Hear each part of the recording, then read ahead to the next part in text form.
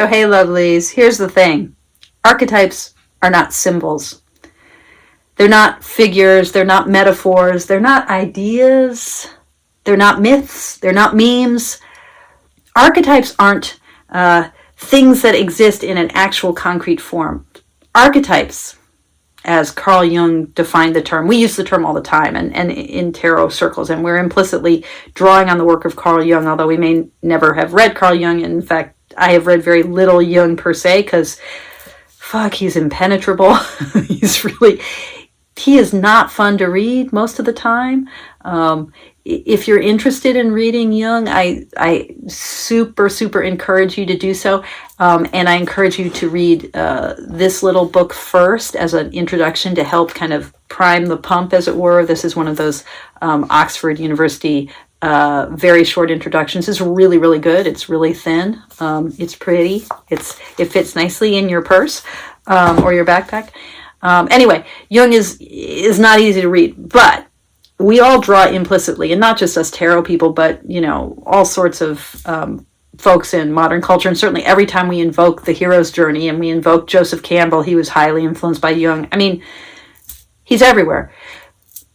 Jung's idea of the archetype, what he says is, an archetype is not an inherited idea. An archetype is like an inherited capacity to form certain ideas, certain bits of cultural understanding. So an archetype it's like a little bit like if you've ever heard of Plato's theory of forms or theory of ideas, this idea that Plato had that, the chairness of a chair is something that is this abstract ideal that allows us to understand what a chair is. We never see the chairness of the chair per se, we just see individual chairs, but that abstract ideal, it sort of exists out there, and Socrates, the Plato's teacher, in the dialogues that Plato writes down of Socrates describes this kind of mythology of how before each human soul is incarnated, we all take a tour of the heavens with the gods, and there we all see all of the ideal forms of things. We see them in the heavens, in their ideal, noumenal, completely immaterial abstraction.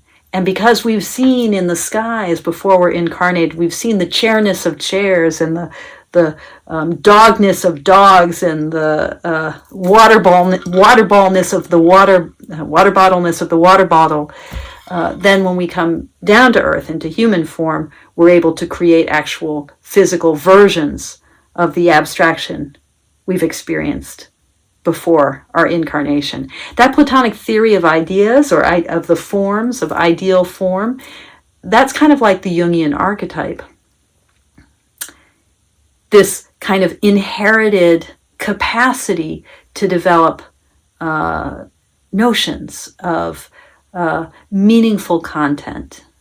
So, when we talk about the archetypes of tarot, we actually are really talking about archetypal images that evoke these immaterial archetypes. And we're certainly not talking about symbols. So, I think about a deck like Jennifer Cooper Stanley's Disassembled Tarot, which is just, by the way, just a beautifully produced deck. I'm super glad I kickstarted it.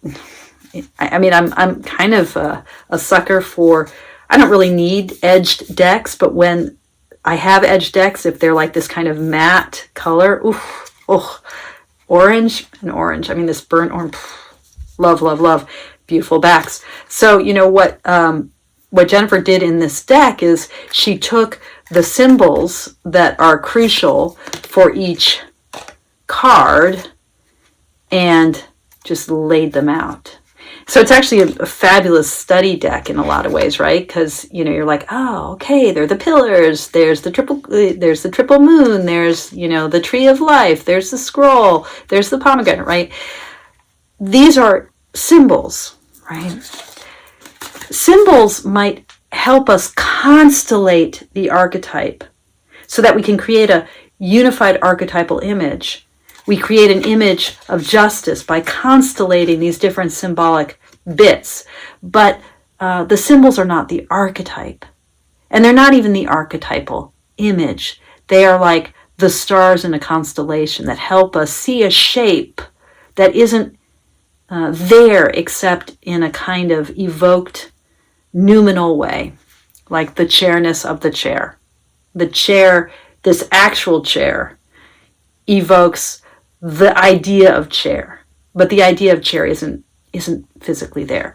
So, when we think about a tarot card and we interpret the different symbols, it's just really helpful to realize that what makes the card feel weighty and feel meaningful isn't any one of the symbols per se, but it's the way those symbols, like stars in a constellation, it's the way those symbols constellate this completely noumenal, I keep using that word, phenomenon is something that appears. The noumenon is the idea that doesn't appear, that ineffable, like the chairness of the chair.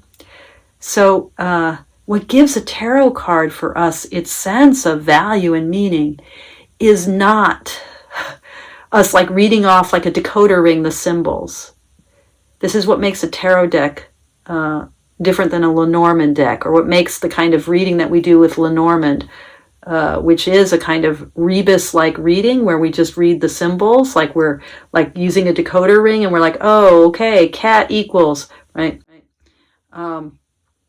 What makes a tarot deck feel sparkly and mystical and powerful is the way that immaterial essence, its meaning, it's the chairness of the chair, in German, the kite, it's that kind of ness. Does this make any sense at all? That is present, although it can't be present by definition. It's not what appears. What appears evokes it. Does this make sense? The archetypes are like, if you've ever thought about language and the way in which languages are all really different, but there's like a kind of finite capacity that all humans have for language. And so there's certain similarities that occur across all human languages, certain ways in which mama and papa sound pretty much the same. In like every language, there's something about that ma and that pa or da, that kind of fricative, and the ah. There's something about that seems to be the first kind of words that babies want to say. There are latent capacities that we're born with. I remember when my nephew, this like struck me.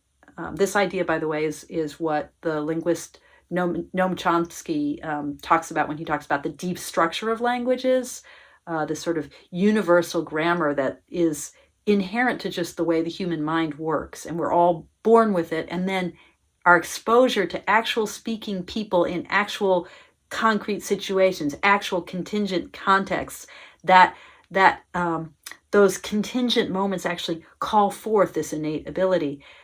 I remember going back to where this sentence began, or this paragraph, when my nephew Isaac was learning to speak, and you know how like toddlers, I mean, their grammar is terrible. But the thing is that their mistakes in English actually often look like what in other languages would be the right way to say it. So I remember he was speaking English, but using like German construction, not because he had been exposed to German, but because all human languages come from this innate capacity. And so that gets expressed differently depending on where the baby is born and raised and how it's raised and what it's exposed to. So he was saying, like the dog, what's in the other room, it's like, that's not how we say it in English, but you'd be right in another language. Good job. So that kind of way in which an actual context evokes and bodies forth this innate capacity, that's what is going on with archetypes, and the way the archetype is expressed through an archetypal image. The archetype itself, strictly speaking, is never there. The archetypal image, its expression, is there. The deep structure of language, never literally there, but a specific language and its structure does emerge. Does this make sense? Why am I talking about this, you might ask? Well, because a deck like Tierra May's Ritual Tarot actually activates this quality of what makes tarot so powerful. It activates it super directly. And it does so in two ways. Now, I gather that her second edition is going to have titles written on the cards, but her first edition, which I have, does not have the titles on the cards. And you can pre-order, like a second printing of the first edition is coming out, so you can actually pre-order that right now. I think it's available on her website, and I'll put the information for that below. But so the cards don't have titles on them, which she says she does to kind of give us more access to intuitive connection with the cards. But for me, and this is something I experienced when I was creating my Soul Cards Tarot deck, and I'll put a link to those videos below. In creating my deck, I didn't put titles on any of the cards, but there's a way in which, because there are no titles, for us to relate to the cards, we actually have to really allow ourselves to activate the archetype that the card represents. Now, when we activate that archetype, when we see in the constellation of the symbols on the card, not just like a decoder ring rebus that we have to read, okay, this is, so, we've got the two pillars which indicate the duality of whatever. We've got the balance that indicates the ways in which your decisions are weighed against your intention, or whatever. We're not just doing that kind of connect the dots, but we're somehow pulling forward the gestalt of the whole. We're, this word kind of dates me, we're grokking the unity of the card's meaning, right? It's like that moment when you get a joke, or when a metaphor really makes sense to you. We sort of see the wholeness of the card, and we're like, there's the Empress. There she is, right? So when the titles aren't given on the cards, it really forces us, if we're going to remember what card we're dealing with and we're going to have a sense of how to read it, we have to really activate the wholeness of the archetype, what that is called forth, made manifest in that collection of symbols. So that's the first way in which Tierra May's deck is incredibly powerful for this encounter with tarot as an archetypal form, an archetypal expression, right? It forces us to call forth the archetypes of each of the 78 cards. And the second way in which it really activates that kind of archetypal nature of the cards is just in its intention to do a little bit what Jennifer Cooper Stanley does in the Disassembled Tarot. Its intention to collage together these different parts without trying to create a scene or a story, without trying to give us a naturalistic picture to enter into, so that in order for us to see the picture in its wholeness, we also then again have to grapple with the archetype. We have to call it forth. We have to own it. We have to live it. It has to live in us. So it's a powerful deck for doing some powerful work with tarot. And I am just starting my journey with this deck. And I'm going to run through the cards with you. And I'm not going to say a whole lot because I'm still in the early days with this deck. But I will, after I go through the deck, I will give it a gentle shuffle. I'll say something more about that in a minute. And I'll do a little deck dialogue, a little reading with it to give a sense of how the deck works. Okay, I'm going to shift the camera now. So just because I am a woman of contradictions and I don't want to pretend otherwise, I do not live a consistent or straightforward life, alas. I also, before I got into Tierra's deck, I wanted to give a little shout out to another deck that I recently acquired, which is the plastic edition of Taylor Ellis's Ellis deck. So this is, I think, is this the 5th edition of his deck? I wanted to mention this because as some of you know, I adore plastic decks, right? Happy reading, Taylor Ellis. I adore plastic decks. I think this is now out of print again, by the way. I think I just nabbed one of the last ones. And back when the very first plastic version of this deck came out, so was that like 2016 maybe? I did not own any plastic decks, and it felt like a rarity that there was a plastic deck. And I remember writing on the old Eclectic forum saying, hey folks, what do you think? Should I get this deck? I think I need it. I love it. It looks delicious. And someone said, oh, if you're going to get a plastic deck, you should get Tina Gong's own any plastic decks. And it felt like a rarity that there was a plastic deck. And I remember writing on the old Eclectic forum saying, hey folks, what do you think? Should I get this deck? I think I need it. I love it. It looks delicious. And someone said, oh, if you're going to get a plastic deck, you should get Tina Gong's Golden Labyrinth. That one's amazing. And so I did, and I loved it. And by the time I had bought that and loved it, Taylor's deck was out of print, at least the plastic version. And so I finally acquired this edition. It's just super, it's just delightful, candy bright. The cardstock, this plastic cardstock is gorgeous. It feels amazing. It's wonderful to shuffle. I won't even go through it now.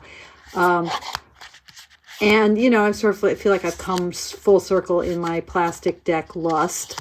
So I now own it, which is great. But a plastic deck, people, yeah, I just have to shuffle it because it's wonderful. But how ecologically perverse to be recycling dinosaurs to make our tarot cards, to be using up our fossil fuels, to be polluting the earth and the planet for our tarot cards. And yet, here it is. I mention this because I don't want to give the impression that I'm doing great stuff with my relationship to the environment when it comes to tarot decks. I'm not. And yet, the chance to own Tierra May's Ritual Tarot, which is a deck that was printed by Ludo Cards, an entirely 100% ecologically sound venture in Italy. The plant is run totally on solar energy. The cardstock they use is all certified, recycled, CE certified, I think it's called. The inks they use are all plant-based. They're all food grade. This is her deck and her guidebook, which is full color, which is helpful because the cards are not titled. So the guidebook becomes a very useful way, not only to look at her interpretations of the cards, but also to, if you can't tell what the card is by looking at it, going through this is helpful. This is all printed in a completely environmentally responsible way, which is also why this is a expensive deck. It's expensive in part because indie decks are more expensive than mass-produced, but it's also expensive because, this is what it costs to produce a tarot deck. We live in a world of lots of cheap published products like tarot cards, and this is not a good thing. This is the cost of our cards mostly reflects an economy that is destroying the planet. And yet, I bought a plastic deck. I have many plastic decks. I wanted this plastic deck. So, yeah, I'm a woman of contradictions. I'm still working it out. Just food for thought. But now, Tiara May's deck. I am so grateful. I asked Tiara if I could review it. She said yes. This is a deck I've wanted for a long time. And I'm grateful to her for having provided it. So first of all, this cardstock feels amazing, but as she warns in the guidebook, it's important to be gentle with it. So because it isn't varnished with plastic products, because it's a little bit more delicate. But here's the back, you know, with this kind of Buddha image and this, what looks like to me like a Greek coin. I do really love this cardstock, by the way. So, the Fool. You know, her collage work, this is not digital collage. This is, you know, she like collected magazines and books and images over years and then cut out the images to create this deck. I think this deck took her, was it 4 years to...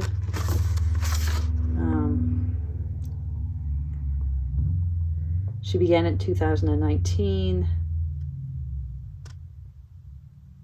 I can't remember. It took her several years to make this deck. And it's influenced by Thoth imagery as well as Waite Smith imagery.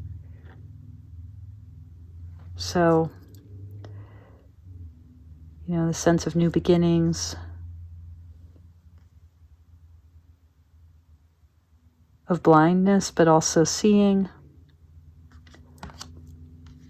And the Magician, that kind of Apollo, very strong in the Apollo imagery.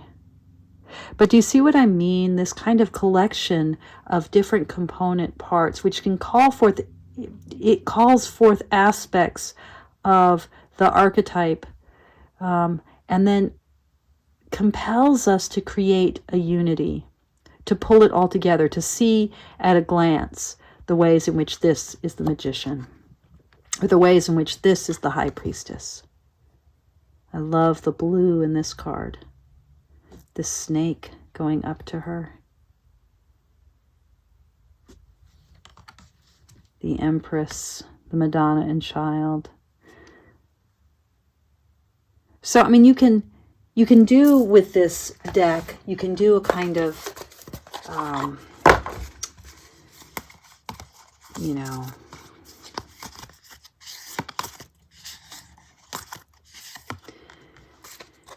you can do this kind of work where you're looking for components of like symbolic meaning that you associate with the, in this case, these are all Waite Smith images, right, from Jennifer Cooper Stanley's deck. You can do that. You can say, okay, you know, let's see where there's Venus-like images. Is there, you know, reference to sort of Demeter and harvesty stuff, you know, this sort of reference to the bee. Do I want to try to sort of this gathering of honey and that kind of sense of collecting and creating fertility and growth? Do I want to try to find component parts? That's not exactly what this deck asks us to do. Instead, it's asking us to see what is whole here. So we can see like the Aries Ram stuff in the Emperor. But how does this call forth the qualities of stability and strength and the father archetype? How is that here? How is the teacher archetype present in this Hierophant? And there's so many third eyes in her deck, isn't there?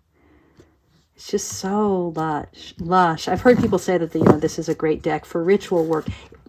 It's a great deck. I mean, it's ritual tarot, right? It's a great deck for ritual work, for magic, because it is a deck that is making us bring forth the archetypes. The archetypes are the deities. They are the godheads that inhabit our psychical universe.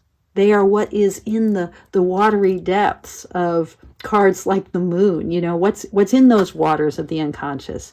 Here they are. So the Lovers. Oh my goodness. This anatomical centerpiece of pelvis. So powerful. The Chariot. So we've got Cancer, right? You know, so I'm like, oh, okay, Cancer. Yeah, the Chariot. We've got the Sphinx. But how does this bring forward that archetypal sense of will and drive and movement and sort of harnessing desire, harnessing ambition? Do I see that in this card? Or do I see some other archetypal energy here that for me is going to be what this deck gives me for the Chariot? And so, see, this is Strength. That is interesting.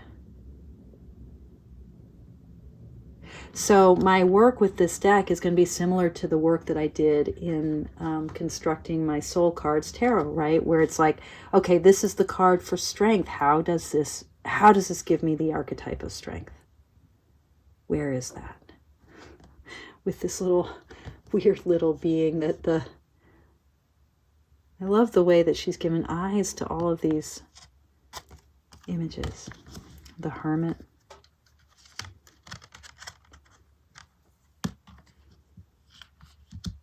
The Wheel.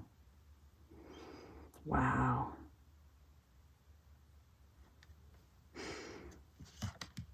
Justice. Judith with Holofernes's head. Gotta love it.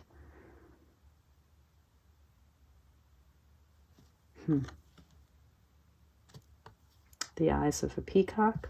It's interesting. The Hanged Man.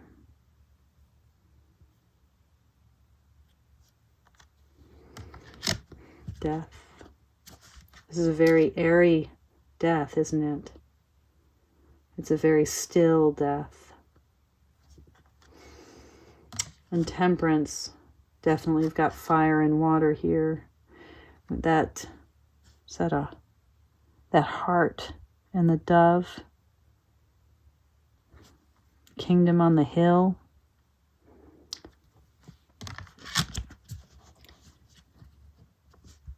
The Devil. I'm not sure what all of these eyes, how to understand all of these eyes that are seeing, you know, this invitation for the third eye, of course. It's like we're being invited to see into a register, to see into the realm of ideas, the realm of archetype, I think. The Tower. I love this Tower card. Whew. Is that a kind of Pietà image?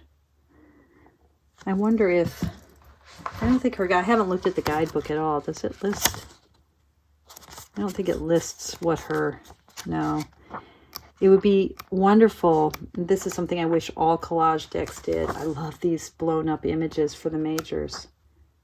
You can really study, sorry, I'm not in frame. You can really study the cards here. These images are beautiful and quite a bit larger. But I wish that all collage decks or all fine art decks, oh, this is beautiful. So this must be Star.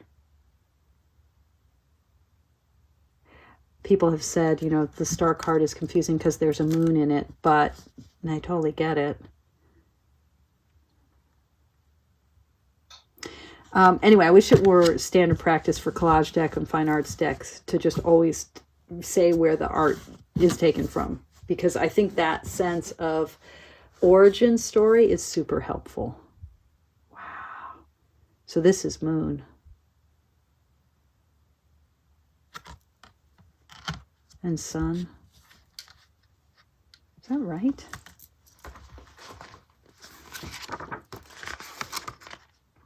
Yeah. So these are hard. I think this to me intuitively feels like Moon. And I see how this feels like Star.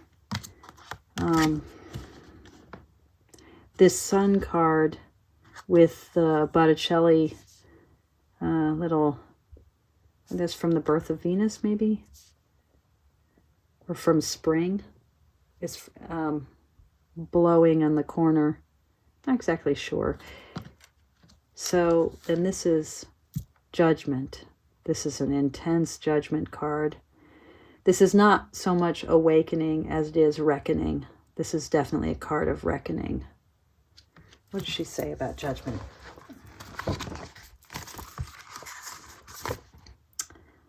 Yeah, okay, so the key words that she says are resurrection. I don't know if this is in focus.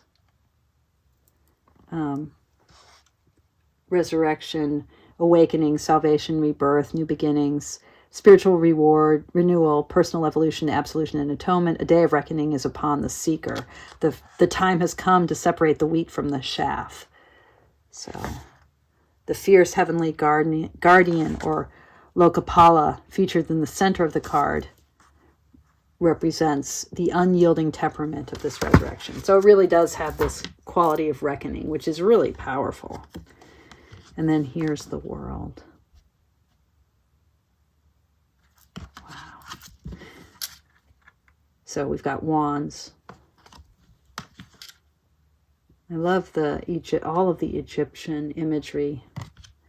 I wonder if it's going to be, no, it doesn't look like it is. I was wondering if it's going to be sort of more Egyptian in the wands, if it's going to like differ suit by suit, but I see it's a blend of world cultures. That's another way in which this deck is really calling forth our ability to grapple with archetypes, right? Because, you know, it's showing us this transcultural nature of our meaning making. You can see the Thoth visual influence. But I think that the card meanings that she's grappling with, the archetypes that she's grappling with, cleave pretty closely to Waite Smith understandings of the cards. Like this 8 of Wands or this 9. Oh, is that beautiful? What was the 7? Yeah. This 7 I always call my Bodhisattva card, you know, the heroic card of standing forth to save, to do the fight single-handedly to protect the others. And then the 10. And so with her court, so in the minors, we have you get just a full page of the images. You don't, and then keywords. You don't get the same full treatment. But yeah, so she's got the traditional Waite Smith quartz. So the page. Oh, wow. That Knight of Wands. Yeah, definitely fire of fire here. So she follows the same kind of rationale, I think, as I do, where the knights are fire and the kings are air. Queen of Wands with her black cat, but in an Egyptian setting. And then the King of Wands. Oh, I love it. Okay, Cups. Beautiful. These cards really feel nice, I have to say. I just, Ludo cards. Yeah. Beautiful job.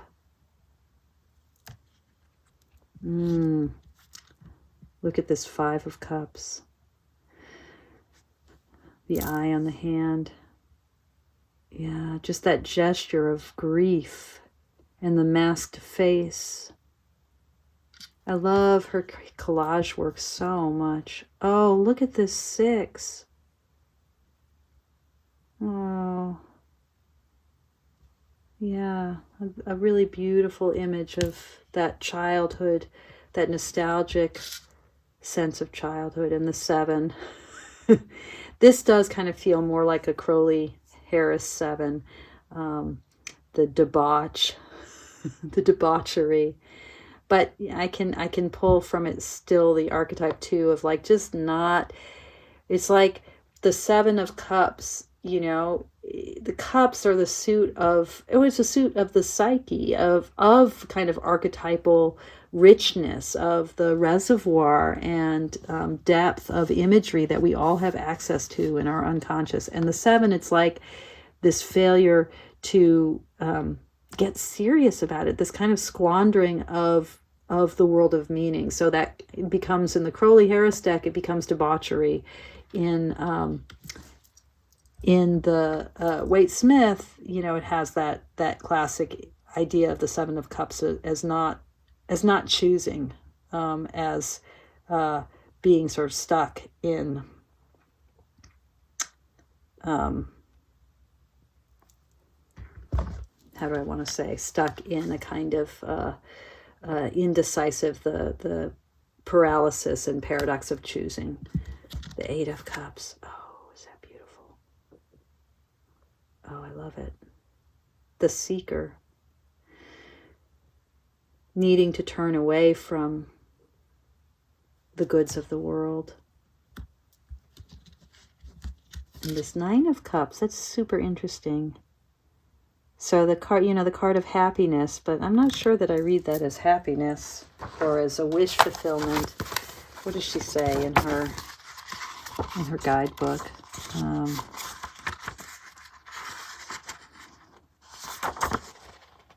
Wishes granted satisfaction, sensual pleasure, material success, fulfillment. Okay, I don't quite see that, but again, you know, I have to make it mine, have to start to see it. And this 10 of Cups, we have that kind of echo of the Waite-Smith rainbow, but again, it's less finding the elements that we recognize. Oh, there's the zodiac. You know, it's less about finding these symbols that we're going to like one-to-one correspond with meaning, and more about making the meaning ours, finding the archetype within us. Look at this Page of Cups. Knight. Queen. Oh, with the cornucopia. Sort of an Aphrodite figure. And Poseidon. Ah, beautiful. I love this deck. Swords.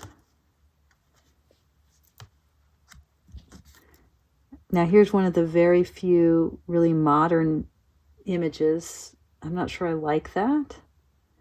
This feels out of place a little bit, but I'll work with it. 3 of Swords. Yeah. 4. Oh, the resting angel. Beautiful. This hollowing out of the eye.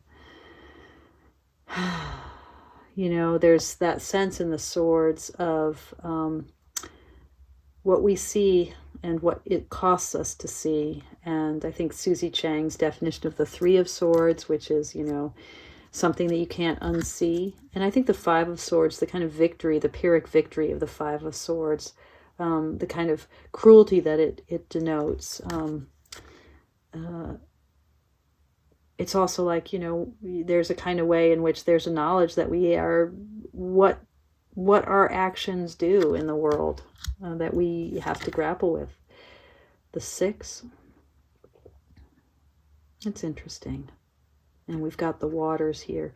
I love these different knife images. They're beautiful. The 7. The 2 that are apart. I'm always in the 7 of Swords these days. I'm always wondering, you know, what 2 swords are being left behind?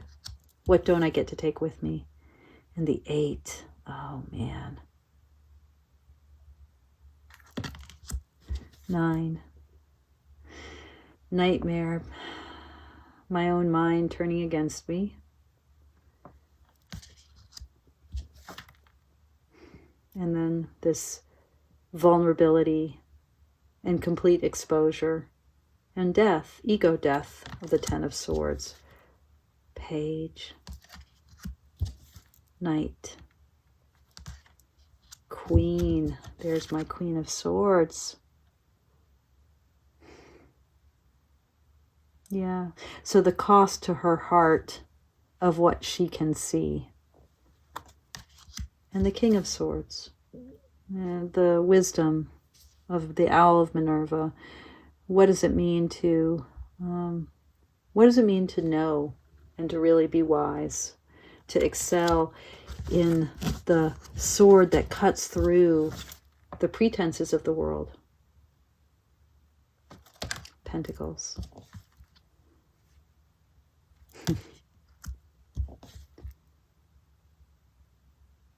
The three of Pentacles with the sense of community and the cathedral, and what does it mean to have a kind of creative process? There's something about the stone images here, though, that makes it feel a little bit like this is not a nature. These pentacles, this is stone and metal. We're in the world of metallurgy and chiseled stone. Oh, the Minotaur, that's perfect for the Four of Pentacles. We're not in the Pentacles as a natural, green, verdant, druidic kind of place. This is more the world of, the world of the forge and the world of the chisel, right? Although here, with the 7, we do get a sense of a natural environment. That's pretty. I like that. Huh. This must be sort of more of an Tothy kind of 8 of Pentacles. The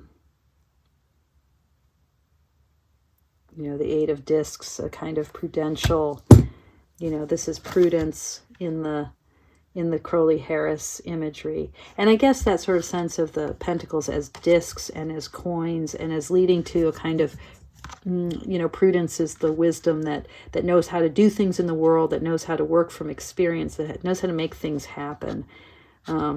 So that seems to be very central here. I love this 9 of Pentacles with this sort of Renaissance mastery, and then the 10,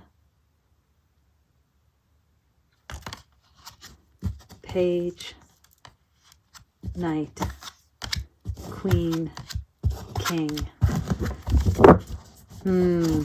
So, I'm not going to riffle shuffle this deck. Whoops, leave the title card out. But I'm going to shuffle it, and I'll come back in a sec, and after I've given it a good shuffle, and pull some cards for a reading. So I have to say, as I've been shuffling this deck, it feels so good.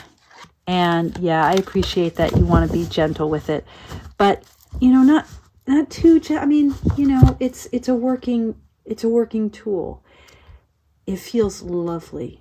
My hands really want to play with this deck.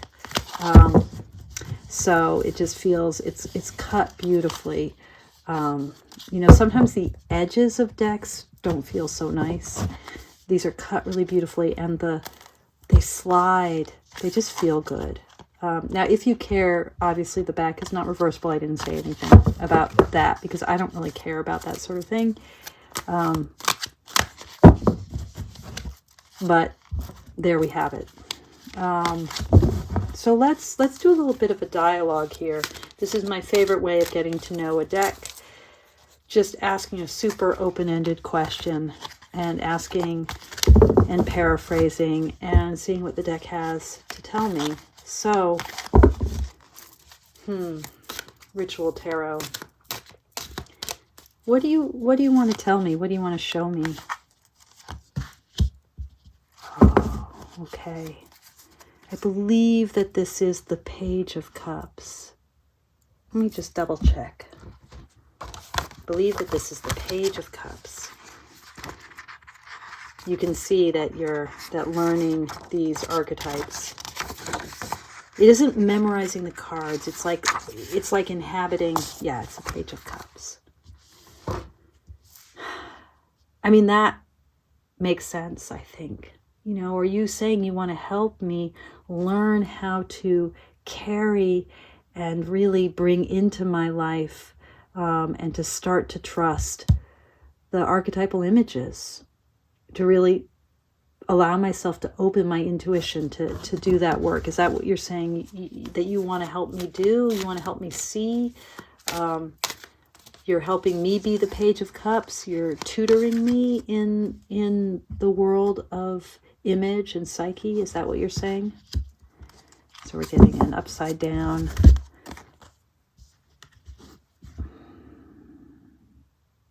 Is that the Knight of Cups? Did I get another Cups? I mean, I certainly got another Cups. Who is that? Yeah. Wow. Okay. So helping me move from page to Knight.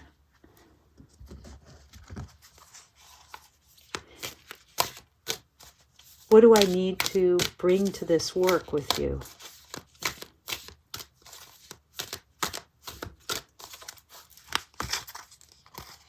Oh, it was reversed, wasn't it? So that actually suggests to me. So, yeah, what do I need to bring? What do I need to know to be able to move from page to Knight? Okay, Seven of Wands. So I need to be brave, heroic. I need to be able to put it all in. Is that sort of it? I need to be able to be willing to stand forth in my fire. Is that what you're saying? And I'm getting a sense here that I need to pull two cards, top and bottom. So that's top, and that's bottom. So we have the Nine of Pentacles, and then this was the Eight of Swords, right? Yeah, so, okay. So ways in which I can really get in my own way, really just feel completely trapped and hindered by that. This was reversed. So finding actually through it all, finding a kind of embodied plenty. Do I need to be cultivating my own garden, I would say, if this was a more Waite-Smithy image, but it's not. It's